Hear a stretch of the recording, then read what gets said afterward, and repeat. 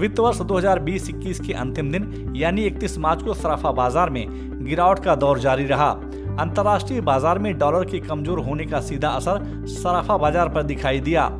दिन भर के उतार चढ़ाव के बीच सराफा बाजार में 10 ग्राम सोने का दाम 23 रुपए की गिरावट के साथ 43,850 रुपए पर बंद हुआ, जबकि चांदी में भी गिरावट पर एक बार ब्रेक लगता हुआ दिखाई दिया और बाजार बंद होने तक 1 किलो चांदी 264 रुपए की गिरावट के साथ 62,860 रुपए पर बंद हुआ। यानी कि एक माह में चांदी के दामों में 7,000 प्रति किलो से ज्यादा की गिरावट देखी गई है। पिछले 8 महीनों में सोने के दामों में 11,805 रुपए प्रति 10 ग्राम की गिरावट देखी गई है। अगर सोना के ऑल टाइम हाई रेट 56,200 रुपए प्रति 10 ग्राम की बात करें तो आज सोना 44,000 प्रति 10 ग्राम के स्तर तक जा पहुंचा है, जो ऑल टाइम हाई से 11,805 रुपए प्रति 10 ग्राम कम है।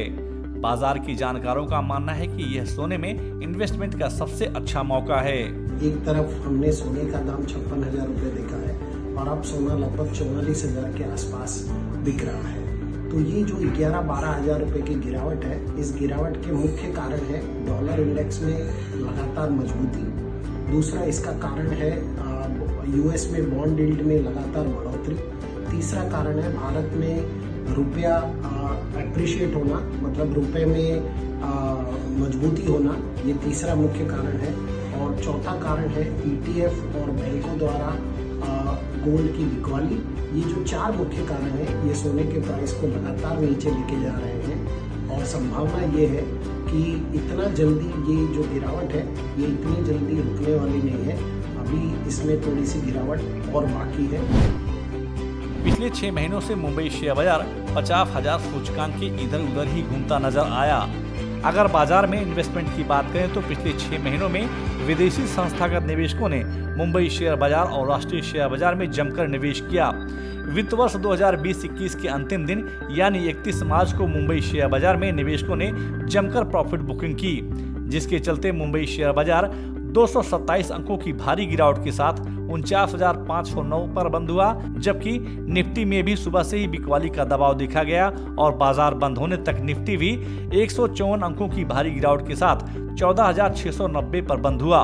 जिस तरह से बहुत फास्ट पर्टिकुलरली महाराष्ट्र में बढ़ रहा है, जो ज़्यादा नंबर ऑफ केसेस आए हैं, उससे ये लग रहा है कि कहीं गवर्नमेंट अगर फिर से लॉकडाउन का फैसला ले लेंगे, जो हमारी इकोनॉमी अभी उभरी है, थोड़ा सा बेटर शेप में हम आए हैं, अभी नॉर्मलाइज हो गए थे, तो वो फिर से पटरी से उतर जाएगी। तो इसका जो है डर बहुत ज़्यादा बना हुआ है, इसलिए जो है मार्केट नीचे की साइड में जा रहा है।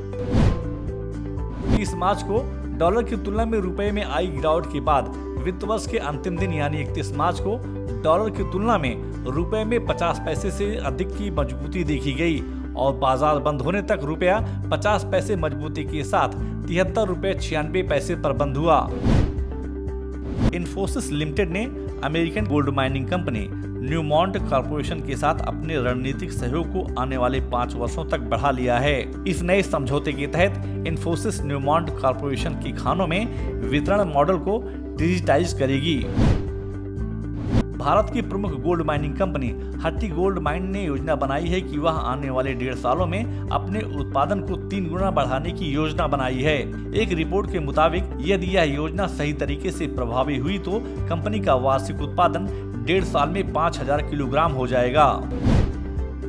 1 अप्रैल यानी गुरुवार से नए वित्त वर्ष की शुरुआत होने वाली है। सरकार ने इस वित्त वर्ष 2021-22 के लिए अपने नियमों में कई बड़े बदलाव किए हैं। खासकर 1 अप्रैल से इनकम टैक्स से जुड़े कई नियम भी बदल जाएंगे। नए वित्त वर्ष में केंद्र सरकार ने कर्मचारी भविष्य निधि यानी ईपीएफ में योगदान पर भी टैक्स लगाने का ऐलान किया है। इनकम टैक्स के नए नियम के मुताबिक 1 अप्रैल 2021 से 2.5 लाख रुपए से ज्यादा पीएफ कंट्रीब्यूशन करने पर जो इंटरेस्ट मिलेगा उस पर आपको टैक्स देना होगा।